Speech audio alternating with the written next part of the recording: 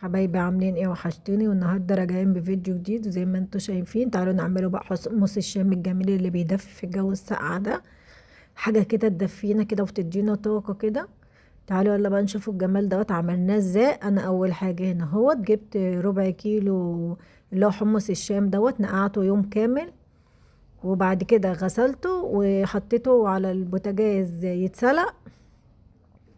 وبعد كده انا بقى جبت هنا 3 طماطمات، وجبت كم فص توم، وجبت بصلايه صغيره ضربتهم في البتاع الحمص الشام معايا استوى هنا اهوت. رحت نازله بصلصه الطماطم، نزلت بملح وكمون، وهنقلب بقى كل دوت وهنسيبه كده بقى يغلي لحد ياخد ويدي مع بعضه كده اهوت لحد ما يستوي.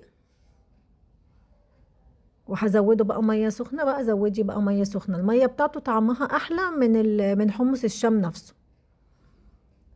بص انا بوريكم ان هو استوى. انا معايا نص كوبايه ليمون، ونزلت بمعلقه كمون كبيره، ونزلت بملح، وظبطت الملح، ونزلت بمعلقه كاتشب ومعلقه خل كبيره.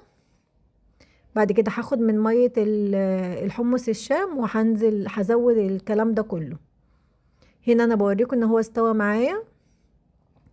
هنزل بقى اجيب الكوبايات بتاعتي بقى، وهحطه بقى في الكوبايات يبقى بالشكل الجميل دوت، وتاكليه بألف هنا وشفا.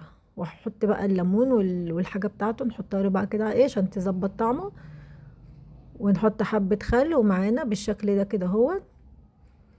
وبكده وصلنا لاخر الفيديو. ما تنسوش تدعمونا على صفحة أميرة مجدي، والسلام عليكم ورحمة الله وبركاته.